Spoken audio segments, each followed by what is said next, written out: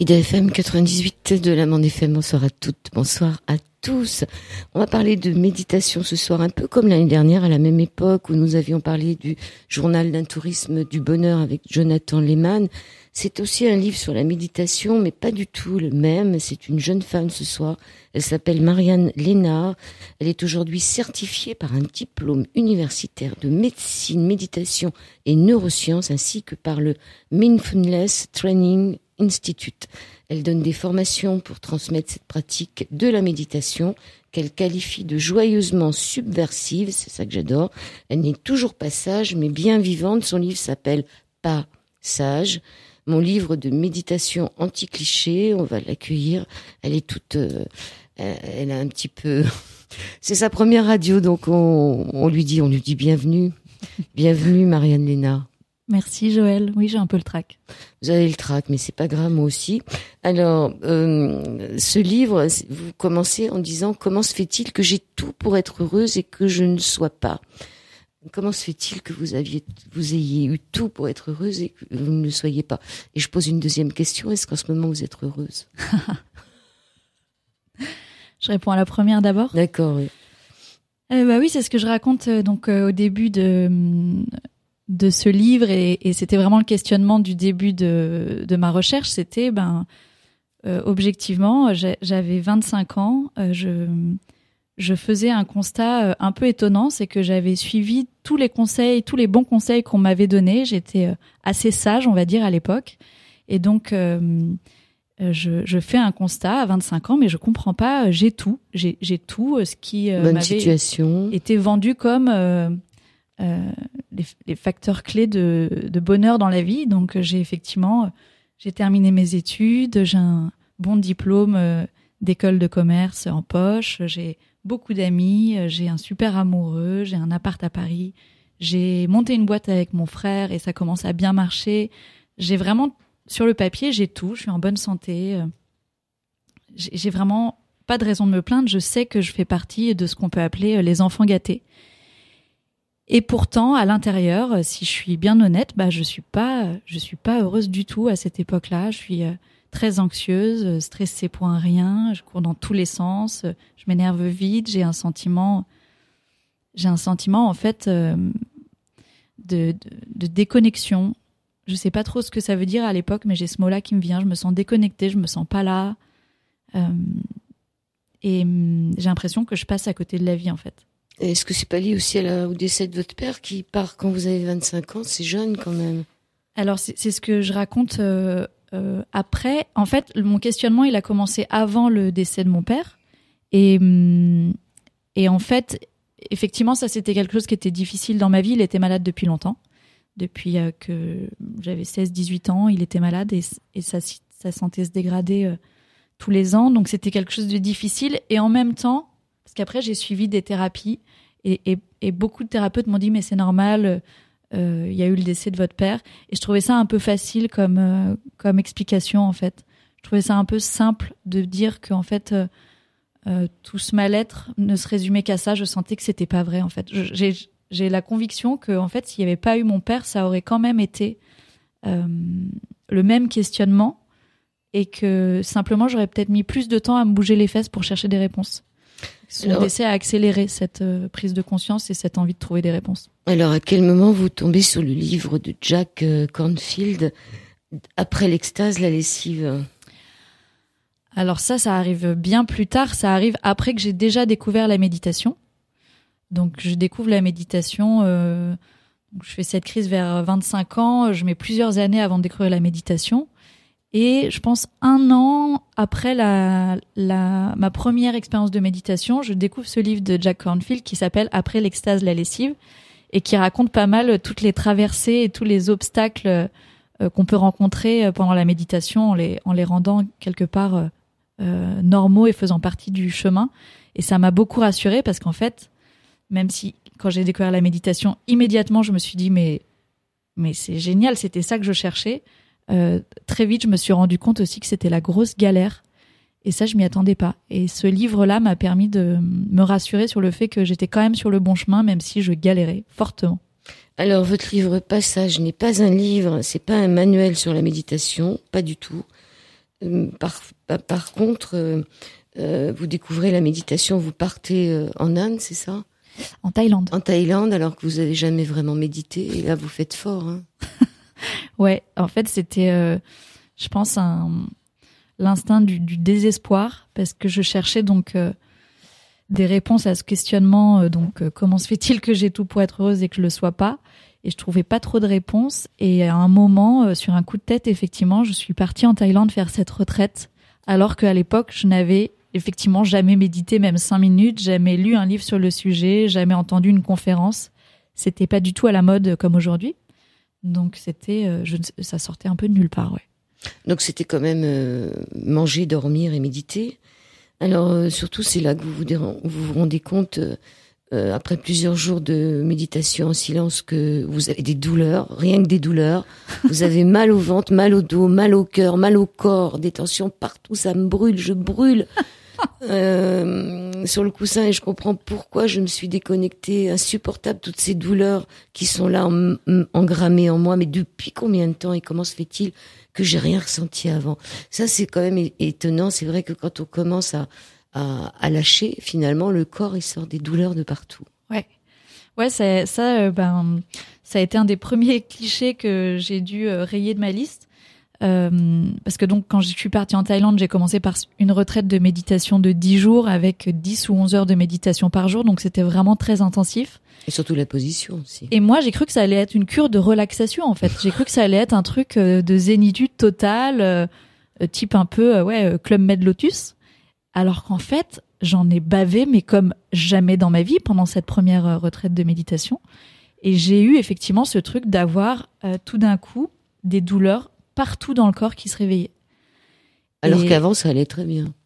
En fait, je pense que ça n'allait pas, mais en tout cas, je le sentais pas, en fait. J'étais, parce qu'il y a plein d'explications à ça. Je faisais pas attention à mon corps, donc je ressentais peu. J'étais assez, en fait, je pense que quand je disais que j'étais déconnectée, je crois que j'étais vraiment déconnectée tête et corps. J'avais d'un côté toutes mes pensées que je me racontais dans ma tête, et puis de l'autre, mon corps, j'en avais un peu rien à faire. Il avait l'air en bonne santé, je m'en occupais pas trop. Et en fait, quand j'ai commencé à m'asseoir et à observer ce qui se passait en moi, j'ai vu que ça allait pas du tout, quoi. J'avais des douleurs vraiment partout, quoi. Et physiques et émotionnelles, et puis mentales, en fait, aussi. Et donc, tout ressort dès qu'on s'assoit quelques heures en silence. C'est le festival du chaos intérieur.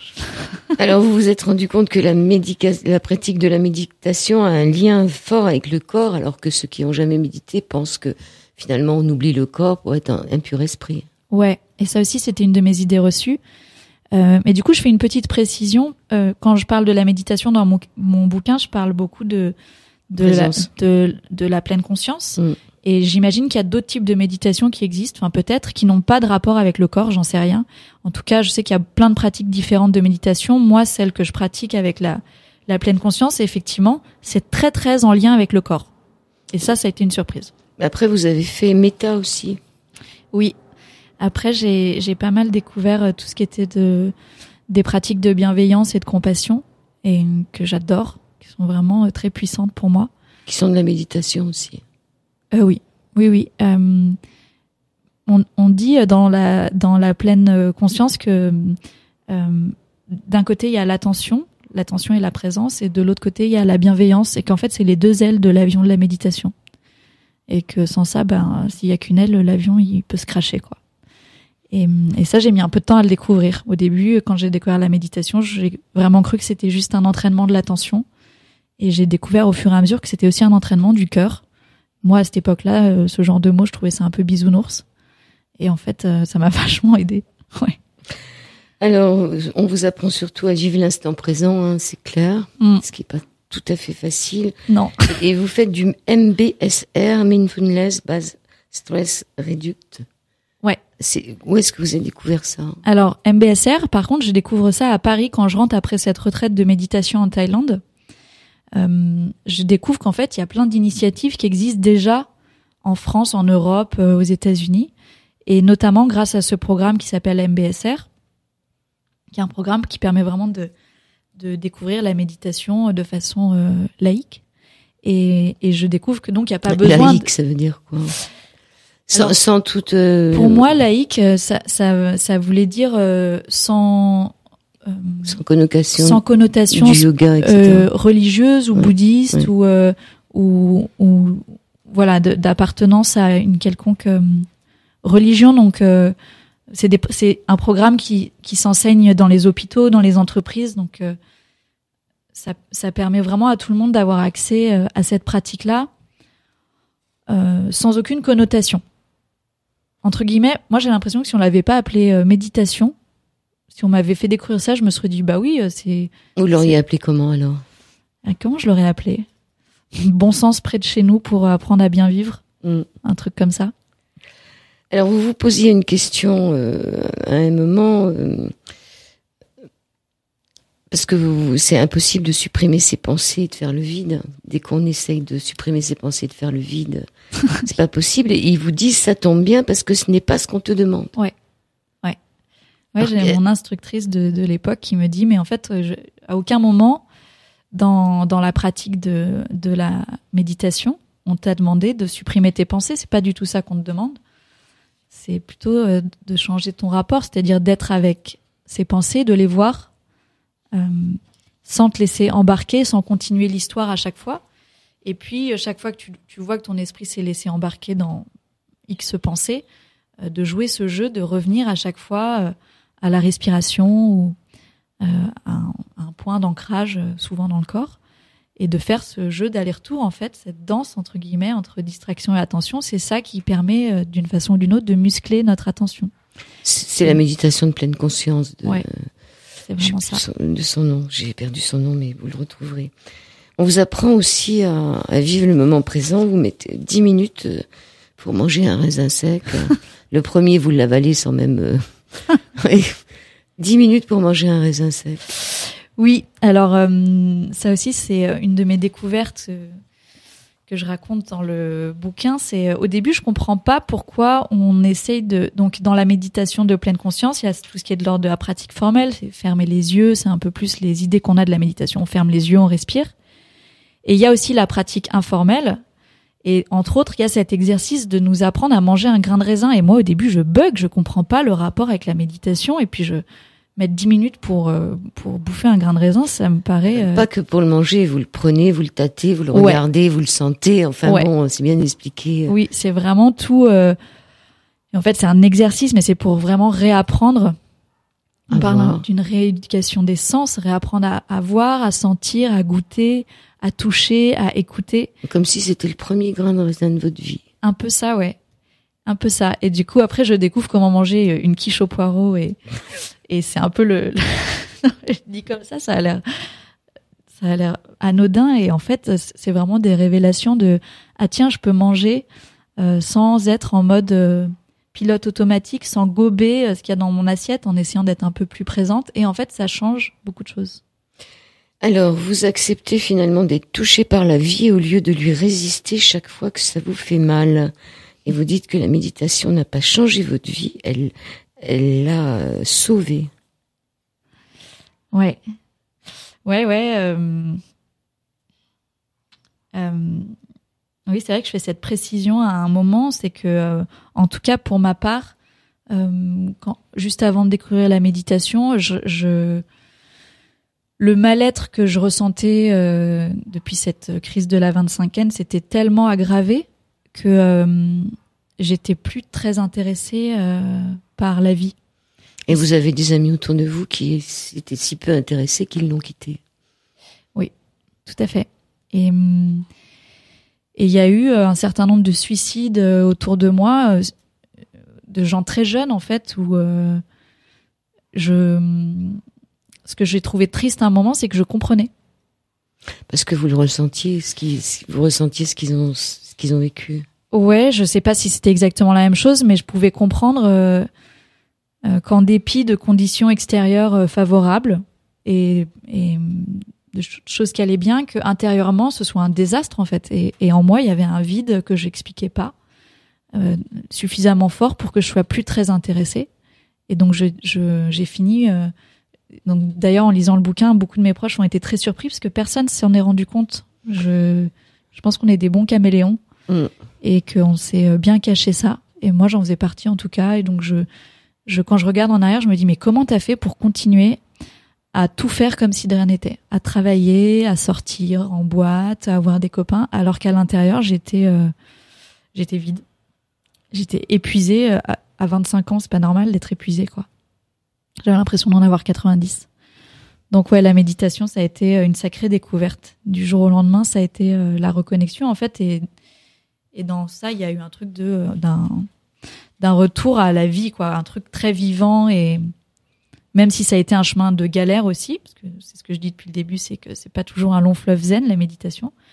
Mais ça avait plus rien à voir avec avant. On y viendra juste après. Vous dites à la page 93, je parle de cette fatigue insidieuse qui, sans forcément virer à la dépression profonde ou au suicide, nous fait nous sentir loin, très loin de la vie.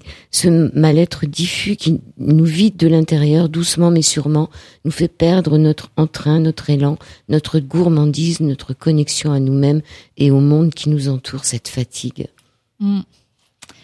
Ouais. Qui est pas seulement physique, hein. Non, c'est une fatigue physique, émotionnelle, vide de sens, un truc. Et en fait, j'ai hésité à le mettre, ce chapitre, dans mon livre parce que c'est plutôt un livre marrant. Oui, c'est un livre. Vous avez une façon de parler qui est très drôle. Ça, c'est un chapitre plutôt lourd et en même temps. Je suis assez surprise des retours que j'ai des lecteurs. C'est un chapitre qui a touché pas mal de gens, en fait. Et je me dis que cette fatigue, elle touche... Pas que les plus jeunes, hein, non. Je peux vous dire. Non, de tous les âges. De tous les âges. Et effectivement, mais aussi chez les jeunes, et c'est ça que je trouvais, entre guillemets, choquant, c'est de voir autant de jeunes qui se suicident. Qui se suicident. Et puis même ceux qui se suicident pas, qui sont dans un état de mal-être. Sans forcément le montrer. Ouais.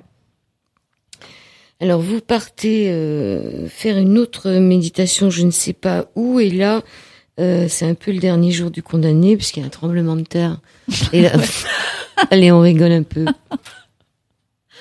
Ouais, bah c'est assez rigolo parce qu'en fait, à un moment je pars en Inde, dans l'Himalaya, et je vais suivre une retraite sur la mort. Je me doute que c'est une thématique, enfin, je sens que c'est une thématique qui est importante pour moi, notamment, effectivement, dans le processus de deuil par rapport à la mort de mon père. Et un des exercices que l'enseignante nous donne pendant cette retraite, c'est d'imaginer tous les matins que c'est notre dernier jour. Et c'est difficile à imaginer. Et c'est difficile à imaginer quand on est tout jeune. Hein. Ouais, parce que moi je me dis ouais, ok, j'imagine, mais j'y crois pas trop à ton jeu. Moi, c'est bon, je suis en pleine santé, je vis dans un pays en paix. Enfin voilà, je fais quand même l'exercice, mais effectivement, je suis pas convaincue. Et en fait, à un moment pendant la retraite, en plein après-midi, il y a eu un tremblement de terre. Je me suis tétanisée sur place et il y a pas eu de dégâts là où on était en fait, mais on n'était pas du tout à l'épicentre. Mais il y a eu beaucoup de morts en fait autour et je me suis dit mais putain, pardon, on dit pas putain. Oui, il y en a beaucoup dans le livre, mais ils sont pas écrits jusqu'à la fin. Alors c'est vrai, en fait, ça peut être le dernier jour, donc vraiment bouge-toi pour bien vivre chaque journée. Ouais, donc ça a été vous vous êtes rendu compte que petite prise de conscience. On n'est pas grand-chose sur Terre. Hein. Ouais. Et étonnamment, ça a pas été. Alors même si j'ai vraiment flippé sur le moment, en fait, ça a été quelque chose d'assez positif. Quand on est plus conscient qu'on n'a pas tant de temps, on savoure vraiment mieux la vie, quoi. C'est assez joyeux comme prise de conscience. C'était pas morbide, genre ah c'est horrible, je vais peut-être mourir demain. C'était plutôt joyeux de ah c'est génial. J'ai encore plein de belles journées, je vais bien les vivre. Ouais.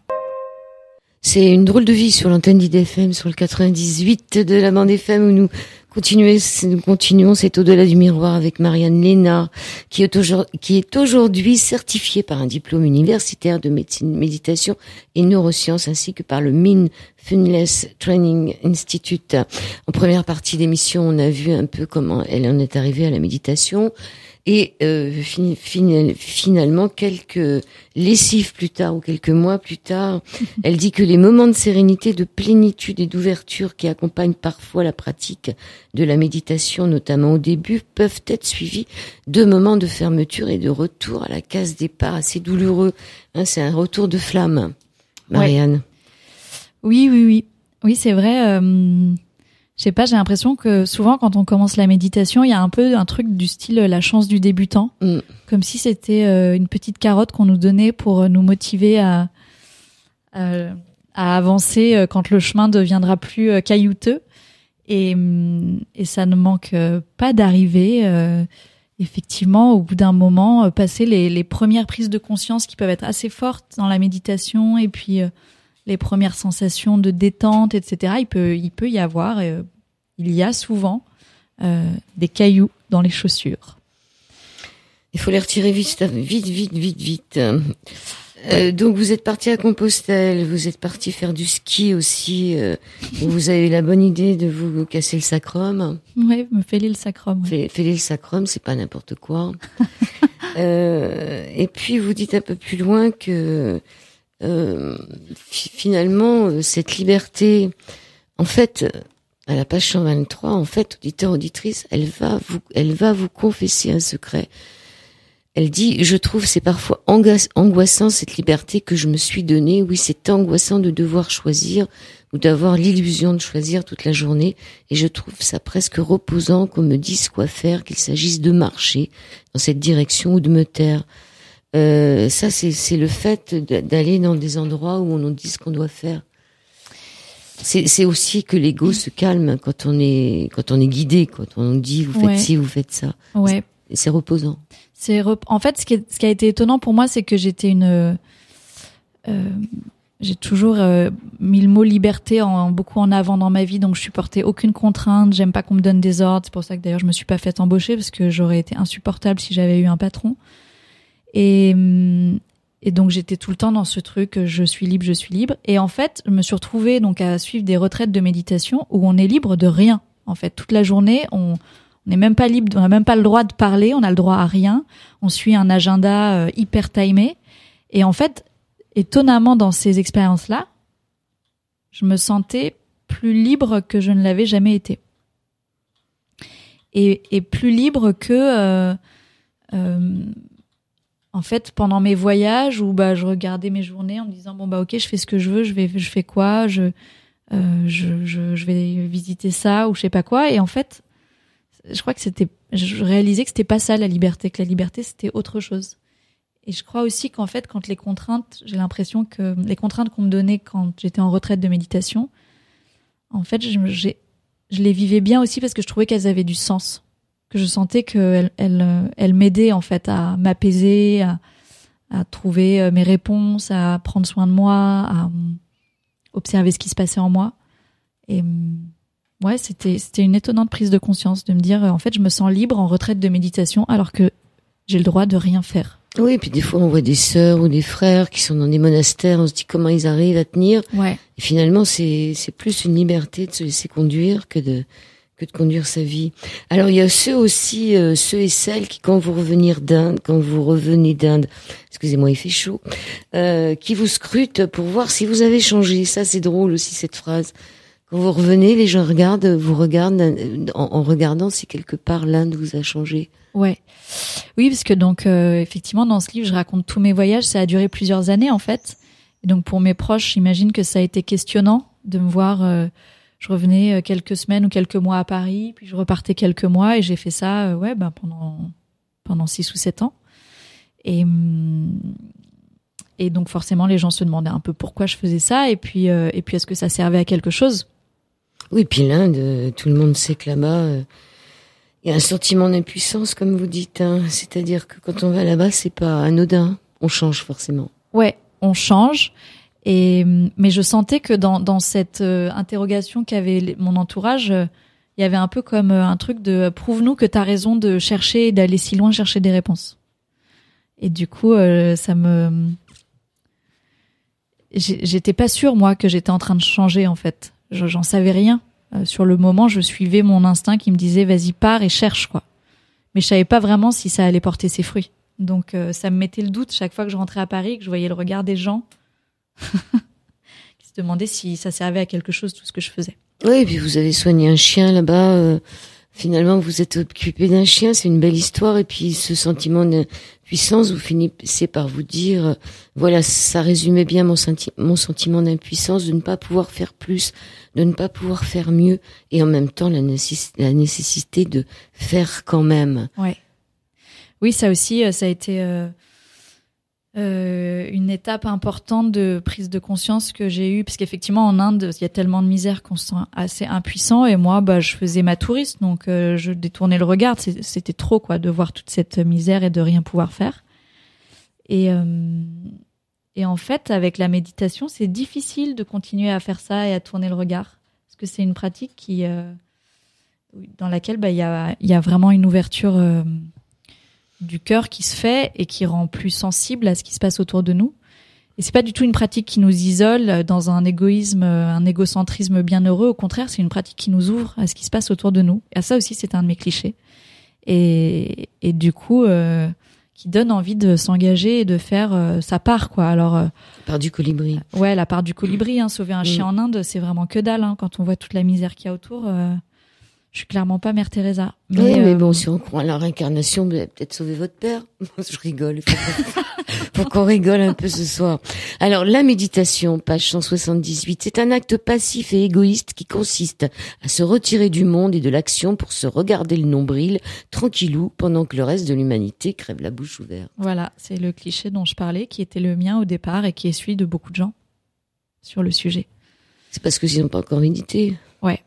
Parce que c'est pas vraiment ça. Non, c'est pas ça. C'est plutôt l'inverse, en fait. C'est plutôt que, pour moi, c'est pas du tout se retirer du monde ou dans une grotte ou en haut d'une montagne. C'est vraiment des temps pour soi, certes, mais c'est pour mieux être dans le monde et dans la vraie vie.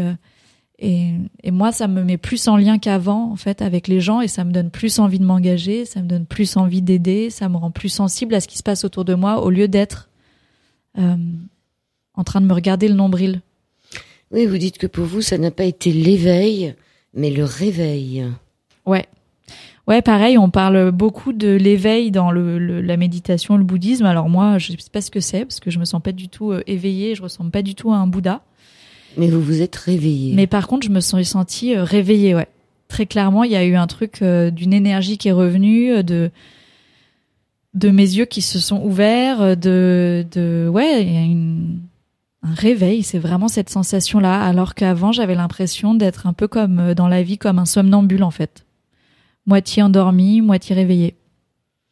Vous êtes allé voir quand même les morts de près, parce que vous avez regardé une incinération d'une femme. Ouais, la mort, ça m'a vraiment fascinée à un moment de mon voyage. Et à Varanasi, donc en Inde, il y a cet endroit où ils brûlent les corps comme ça, à la vue de tous, à ciel ouvert, devant tout le monde. Et alors que nous, on cache tout ça. Oui, même si on les brûle, on les voit pas brûler. On les voit pas, en fait. Là, il y a pas de cercueil, il y a rien. Il y a le corps qui brûle devant tout le monde, et puis tout le monde passe. Il y a les vaches qui passent, les chèvres, les commerçants, et c'est fou de voir la vie et la mort vraiment intrinsèquement mêlées au même moment, au même endroit, en fait, de sentir que c'est vrai qu'il n'y a pas de séparation. Et donc c'était une femme, et vous racontez ça dans votre livre, c'est assez étonnant. Alors vous dites que vous aimeriez avoir des monastères discothèques. Parce que, comme le disait Nietzsche, je ne pourrais croire qu'en un Dieu qui saurait danser. Ouais, le monastère discothèque, c'est c'est mon grand concept. En fait, pendant ces années de voyage, j'avais un tiraillement fort, c'est que je passais mon temps dans les monastères, puis dans les boîtes de nuit. Et j'alternais entre des grosses fiestas à Ibiza ou à Goa, et puis des grandes retraites de méditation dans l'Himalaya ou dans des temples. Et j'avais l'impression de pas être cohérente. Et en fait, à un moment, je me suis dit, mais non, mais pourquoi est-ce qu'on séparerait autant la célébration et la contemplation? Pourquoi ça irait pas ensemble? Pourquoi ça participerait pas d'un même élan de vie, en fait? D'une envie d'être connecté, d'être joyeux, Vous appelez ça la contemplation? Alors non, ça c'est encore. C'est une autre histoire. Ouais, c'est encore autre chose. La contemplation, pour moi, c'est pareil. C'était plus dans ce que je disais. Sur le don. Sur le don et le service. C'était plus sur l'idée qu'effectivement la méditation, ça, pour moi, ça menait pas à un égocentrisme, ça menait plutôt à un altruisme et à l'action. Et le monastère discothèque, c'est encore autre chose. C'est plus. J'ai l'impression que souvent on associe la méditation à quelque chose de très austère, alors que pour moi c'est quelque chose qui peut être très joyeux. Oui, mais je pense qu'on peut pleurer ou rire. On peut les deux en fait, c'est la vie quoi. Ouais. Et ça n'interdit pas, bien au contraire, c'est pas parce qu'on médite qu'on va plus danser, chanter, être un bon vivant. Et voilà, c'était pour sortir des clichés d'austérité. Alors sur le don, vous avez une très belle phrase qui vous dit: il y a dans le don et l'aide à l'autre un oubli de soi absolument jouissif. Tout à coup, la coupe de cheveux ratée et autres microdrames de nos quotidiens perdent de leur intensité. Quelque chose de plus grand est à l'œuvre, quelque chose qui enfin fait sens, l'impression d'être au service de la vie. Ouais. Même si après on râle parce qu'on en a un peu trop... Ouais.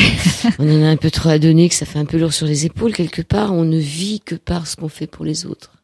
Ouais, je pense que c'est un équilibre à trouver entre prendre soin de soi et prendre soin des autres. En tout cas, je raconte le passage que vous venez de citer, c'était suite à une retraite de méditation qui était en même temps un volontariat dans une communauté de lépreux en Inde, et où je me suis éclatée, mais pas éclatée parce que j'ai sauvé quiconque, mais parce que vraiment, en fait, vous avez réussi à les toucher?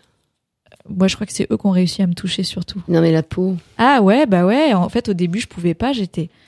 Objectivement, je me suis crue plus généreuse que ça, mais au début, j'étais révulsée. Je trouvais ça horrible. Horrible. Vraiment, la lèpre, il faut le voir pour le croire. Et en fait, on s'habitue, et au bout d'un moment, en fait, plus que toucher, en fait, je massais des gens qui avaient donc des moignons, des problèmes de peau absolument que je considérais comme repoussants quelque temps avant. Et en fait, au début, vous étiez aux cuisines, je crois, hein, puis après. Au début, j'ai été à l'orchestre. J'ai été à l'orchestre et à l'hôpital, mais que avec les enfants, parce que les enfants, ils me dégoûtaient moins. Et puis en fait, au fur et à mesure du truc, en fait, il y a un lien qui se crée avec les gens qui fait qu'on oublie. Et donc, j'étais avec des personnes âgées, des gens dans des états physiques de délabrement vraiment tristes. Et en même temps, il y avait un lien très joyeux qui était là. C'était pas du tout... j'étais pas du tout dans le sacrifice. Je suis pas, une fois de plus, Mère Teresa. Je me suis éclatée pendant cette expérience avec ces personnes. Et ils m'ont beaucoup, beaucoup appris. Vraiment. Mais vous allez y retourner? Ouais, je pense. Je pense que j'y retournerai. Je pense parce que, c'est pareil, c'est ce que je raconte. Je le raconte pas comme ça dans le livre. En fait, c'est vraiment l'expérience qui m'a le plus touchée et qui m'a le plus... En fait, après cette expérience-là... On n'est plus la même. Non. Bon. Il y a un truc qui s'est ouvert en moi et qui s'est jamais refermé. C'était il y a plusieurs années. Et ça vous manque? Ça me manque pas, mais je crois que j'ai envie d'y retourner aussi pour redire merci. C'est une belle histoire. Ouais. Dernière partie de cet au-delà du miroir. On poursuit avec Marianne Lénard. Elle dit à un moment qu'elle a revécu cette plénitude qui était la sienne quand elle passait des heures à jouer dans un bac à sable sans rien attendre d'autre que la vie, que ce moment déjà parfait. Sans rien attendre d'autre de la vie que ce moment déjà parfait, elle s'est rappelée comme c'était facile alors de faire confiance au monde et d'aller à sa rencontre, les yeux pétillants de joie et de curiosité. On s'en souvient des bacs à sable. On se souvient de l'enfance où franchement tout était... Il n'y avait pas de problème, on s'en posait pas. Ouais, ça pétillait. À quel moment on a commencé à s'en poser? Alors justement, vous parlez de la colère aussi. À la page 157, cette colère qui est là. Et quelque part... Vous dites alors, parlons-en de la colère. On dirait un sujet tabou, un peu comme la mort, l'argent ou le sexe. Ce n'est pas bien d'être en colère, hein. C'est vilain, c'est pas gentil, surtout pour une femme. Oh, que c'est moche pour une femme d'être en colère. Une femme est censée être douce, tendre, compréhensive et ne jamais se mettre en colère. Mais bien sûr, ajouter au tableau une femme qui médite et qui y passe ses journées, que dis-je, sa vie. Et alors là, la colère devient carrément déplacée. Ouais. Oui, j'écris ça dans une chronique donc que j'ai appelée Le volcan et le dragon pour décrire mes états intérieurs de colère parce que j'avais une colère bouillonnante en moi et en fait dans mes autres clichés de la méditation, je me disais non, si tu médites, t'as pas le droit d'être en colère quoi. Tu dois être sage, zen, calme, etc. Et en fait ça a pas tenu très longtemps. J'ai fini par exploser. Et ce dont je me souviens, c'est que j'avais appelé mon enseignant à cette époque-là, à ce moment-là. Et lui, il avait trouvé ça tout à fait normal. Et je crois qu'il m'avait même dit « Ah, enfin !» Enfin, quelque chose de... Enfin, t'es en colère et ça sort, quoi. Et ouais, je raconte ça pour... En fait, dans ce livre, je démonte un certain nombre de clichés qu'on peut avoir sur la méditation et un cliché aussi que comme vous êtes prof de méditation et donc de anti-stress, vous n'avez pas le droit d'être stressé. Ouais. Hein, c'est embêtant pour une prof anti-stress d'être stressé. Ouais. Donc vous êtes devenu professeur de méditation et vous dites quelqu'un vous dit qu'on enseigne ce dont on a besoin, ce que l'on a besoin d'apprendre. Ouais, c'est une phrase qui m'a libérée. En fait, donc en me formant au bout d'un moment, après ces quelques années de voyage, en me disant bah oui, c'est ça que j'ai envie de transmettre aux autres, c'est la méditation.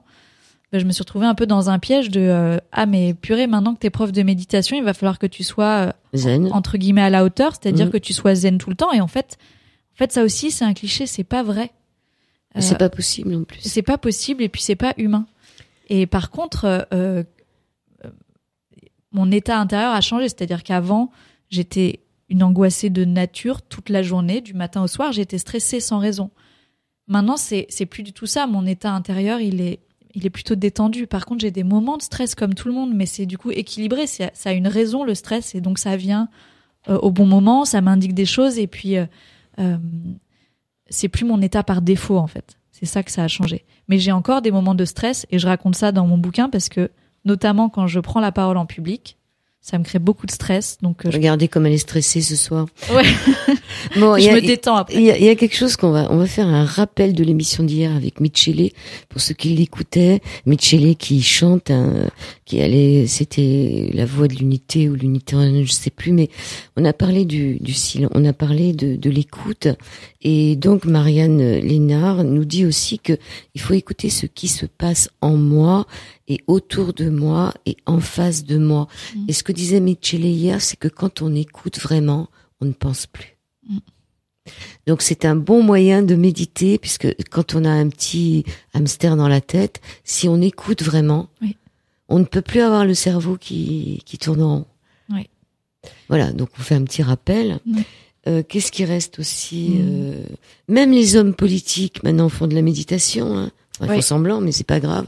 Ouais. Bah ils sont comme tout le monde. Hein. Ils sont stressés, ils ont leurs enjeux, leurs doutes, leurs pensées, leurs douleurs, leurs émotions. Donc c'est devenu à la mode. Ouais, c'est devenu à la mode, mais j'espère pour le bien commun parce qu'il y a des initiatives comme ça assez belles qui ont été faites déjà en Angleterre et aux États-Unis et ça commence en France au Parlement et à l'Assemblée nationale. Eh ben espérons qu'ils méditent longuement et que ça soit un bien pour l'humanité. Alors à un moment vous avez commencé à douter, vous avez arrêté de pratiquer. Et puis ça s'est très mal passé. Allez-y. Ouais, à un moment, et puis en fait, finalement à plusieurs moments, mais je le raconte que dans une des chroniques du livre, j'en ai eu ras-le-bol de méditer. Combien d'heures par jour ? 20 minutes ? Une demi-heure ? Entre 20 minutes et... Ça a dépendé des mois et des années, mais c'est toujours entre 20 minutes et une heure. Et puis, il y a un moment où je me suis enchaînée des retraites à n'en plus finir. Je passais ma vie en retraite, quoi. J'étais assoiffée. Et ça a fini par se calmer, notamment parce que j'allais mieux. Et puis à un moment, ça s'est pas juste calmé, ça m'a barbé. Ça m'a saoulée en fait. Saoulé, oui. J'en pouvais plus quoi, de m'asseoir, de ressentir, de respirer, d'observer. Et j'ai fait un rejet de la méditation et j'ai arrêté de méditer. Alors que j'étais devenue enseignante de méditation, donc c'était vraiment le comble. Oui, mais c'est comme un prof de sport, il est pas en train de faire du sport toute la journée quand même. Ouais. Oui, mais j'avais quand même un truc de ah là là, mais c'est pas cohérent d'enseigner aux gens à méditer et puis toi de plus méditer quoi. Et en fait, c'est aussi un truc normal qui fait partie des périodes. Voilà, c'est pas linéaire quoi. Et alors, qu'est-ce qui s'est passé quelque temps après ? Ben, en fait, assez rapidement, en fait, on dit dans la méditation que c'est un peu comme le sport. La méditation, c'est une hygiène de vie, c'est une hygiène de l'esprit. Une drogue. Et que quand on s'arrête, pour certains, c'est carrément une drogue. Ouais. Et que quand on s'arrête, en fait, c'est un peu comme le sport. Le sport, quand on en fait, ça nous fait du bien. On perd nos kilos, on se muscle. Et puis, si on arrête, on reprend les kilos, les muscles fondent. Et puis voilà. Et donc, la comparaison se faisait aussi avec la méditation. Et moi, je comprenais pas trop ce que ça voulait dire. Mais en fait, quand j'ai arrêté de méditer, j'ai compris. J'ai compris, en fait, qu'effectivement, c'était une hygiène de vie quotidienne. Alors, qu'est-ce qui se passait qui allait mal ? En fait, c'est comme si mes démons d'avant revenaient en boomerang puissance 10. C'est pas qu'ils avaient disparu, c'est juste que il y avait plus de sérénité, de joie, d'autodérision autour de tout ça. Et puis tout d'un coup, tout se recrispait. Les tensions revenaient, les colères étaient plus fortes, mes émotions étaient... ouais, c'est comme si... et puis le sentiment de déconnexion dont j'ai parlé beaucoup au début du livre, il revenait aussi plus fort qu'avant. Donc j'ai vraiment pu constater dans mon quotidien comme ça avait un impact en fait d'arrêter de méditer. Dans ma quête, je me suis finalement rendu compte que ce que je cherchais, ce n'était pas tant de me sentir heureuse que de me sentir vivante. Ouais, ça c'est Parce que c'est vrai que quand on médite, on est là. Ouais. On existe. Ouais, tout à fait. Il y a personne d'autre que nous. Oui. On n'a pas besoin d'être vu, on fait pas du cinéma pour personne, on est là avec nous-mêmes. Tout à fait. Et on vit, on est là, quoi. Je veux dire, il y a personne d'autre que soi. Ouais, et ça, se sentir vivant, en fait, je le trouve plus juste que le mot heureux, parce que dans vivant, on traverse aussi des choses qui sont désagréables. C'est normal, ça fait partie de la vie. Et moi, ça m'a appris ça, la méditation, c'est-à-dire à accueillir ce qui allait pas bien, comme ce qui allait bien, et à me sentir vivante au milieu de tout ça, au lieu de rentrer continuellement dans mes mécanismes de fermeture et de déconnexion qui étaient les miens avant. Et du doute, vous parlez du doute, bref. Descartes disait « je pense donc je suis », c'est à la page 220, mais moi je dirais plutôt « je doute donc j'en chie ». Et ça me semble caractériser l'espèce humaine tout aussi bien. C'est la façon dont vous écrivez, c'est très drôle. Je pense que ceux qui ont médité rigolent, ceux qui n'ont pas médité peuvent rigoler. C'est vrai, donc ce doute, vous arrivez à en sortir du doute. Oui, et en même temps que j'en sors, je dis aussi qu'une fois de plus, c'est normal. Moi, je pense que je suis particulièrement une agitée du bocal, donc le doute, c'était une de mes spécialités. Et parce que quand on est que dans le mental, quand ça s'agite là-haut, on est démuni, quoi. Quand ça commence à douter au niveau des pensées. Et effectivement, au bout d'un moment, il y a un truc qui a un peu basculé en moi. Il y a comme une confiance qui s'est installée à l'intérieur de moi, qui est presque une sensation physique, en fait. Une sensation presque cellulaire de là où avant j'étais plus dans un truc physiquement je le sentais, le doute, il ressemblait au stress et à l'anxiété, il était toujours un peu là, un truc pas sûr, et là il y a une confiance qui s'est installée, j'ai l'impression comme si c'était dans mon corps, je sais pas très bien l'expliquer, mais ça court-circuite bien le mental et le doute. Ouais. Et vous dites comme un sentiment intérieur très fort que tout va bien se passer, non pas parce que plus rien de douloureux ne va m'arriver, mais parce que je sais de mieux en mieux comment vivre ce qui est douloureux. Ouais. Et puis, un matin du 1er janvier, vous vous réveillez guéri. ce n'est pas une pensée, ce n'est pas une émotion, c'est une guérison. Comment vous avez retrouvé votre innocence, c'est ça? Le bac à sable? Ouais, j'ai retrouvé le bac à sable et aussi il y a un truc dans mon corps, encore une fois, qui s'est allégé et détendu du jour au lendemain, comme si mon système nerveux c'était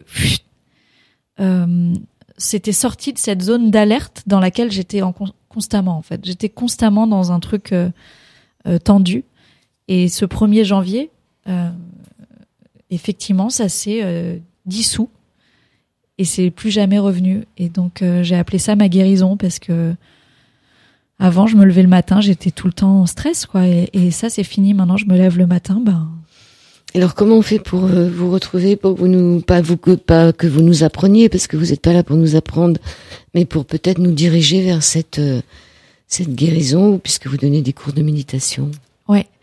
Oui, c'est le moment où je peux faire ma pub? Bah oui, allez-y. Mais j'ai un site internet, mariannelénard.com. Lénard avec deux L, deux E-N-A-R-T. Et j'ai aussi une page Facebook, Marianne Lénard-Passage, sur laquelle je publierai mes prochaines activités à partir de septembre.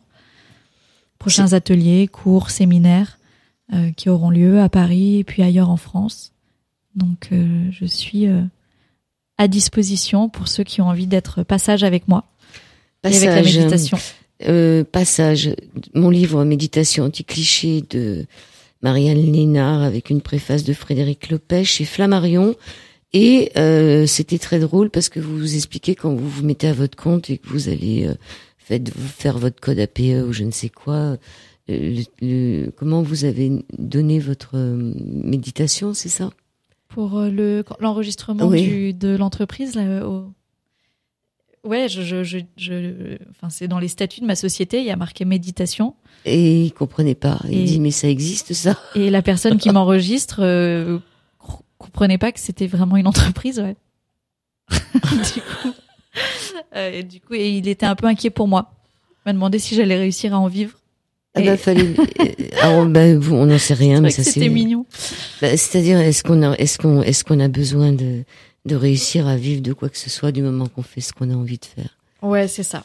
C'est sûr que j'ai pas la même carrière que si j'étais restée avec votre diplôme avec mon bon diplôme d'école de commerce et que j'avais bossé en banque ou en conseil comme c'était prévu. Et en même temps, la vie que j'ai aujourd'hui, je suis tellement riche de temps, de joie, d'aventure, de Donc liberté. Vous donnez des cours en entreprise, vous donnez des cours particuliers, comment ça se passe? Non, je donne pas de cours particuliers, je donne des cours aux particuliers, mais c'est toujours des groupes. Et sinon, j'interviens en entreprise. Et puis, ce que je trouve rigolo aussi, c'est que maintenant, j'interviens aussi dans les grandes écoles, dont celle dans laquelle j'ai été étudiante. Donc maintenant, j'interviens. Donc vous les faites méditer? Ouais. Mais en fait, ça leur fait le plus grand bien. En fait, c'est vraiment devenu un sujet. C'est devenu très à la mode. Complètement à la mode et presque banal. Je me demande s'il va pas falloir que je me trouve une nouvelle lubie. Non, restez là-dedans, ça fait du bien à tout le monde. Mais il faut rester là-dedans, c'est bien. Ça rentre effectivement beaucoup, un peu partout. Ouais. Si ça pouvait un peu, qu'est-ce que ça peut apporter en 2 minutes? En plus des raisons de base de gestion du stress et d'apprendre à vivre à la société. À la société, moi j'ai l'impression que ça apporte plus de conscience déjà. Quand on prend mieux soin de soi, on prend mieux soin des autres et puis on prend mieux soin de la planète aussi. Et je crois que là, il y a potentiellement urgence. Donc je pense que c'est un acte. Pour moi, la méditation, c'est pas un acte égocentrique, c'est un acte presque. C'est un acte engagé et presque un acte révolutionnaire. C'est comme se laver les dents. C'est comme se laver les dents. C'est mieux pour les voisins. C'est mieux pour les voisins, oui. La laine est plus fraîche. Et je pense que le sourire aussi. Marianne Lénard, merci beaucoup. Un récit plein d'humour et d'humanité pour vivre pleinement. C'est ce que dit Christophe André de votre livre. C'est un partage d'expérience et non d'expertise pour découvrir la méditation autrement à contre-courant des clichés. Voilà. Ouais. Elle est pas belle la vie. Peut-être une phrase, il n'y a pas une phrase qui vous revient parce que vous donnez des dictons, pas des dictons, mais des citations. Là tout de suite. On revient sur la citation de Nietzsche. Ah tout à l'heure. Je ne croirais qu'en un Dieu qui saurait danser. Qui saurait danser. Ouais. Ben, moi aussi, finalement. Allons danser. Et je pense aussi, tous les auditeurs, merci à tous ceux qui écoutent cette radio. Merci à vous, Marianne. Merci beaucoup, Lénard, Joël. et très bonnes vacances à tous ceux qui sont en vacances et à tous ceux qui vont partir bientôt. Merci, Marianne. Merci, bel été. Merci.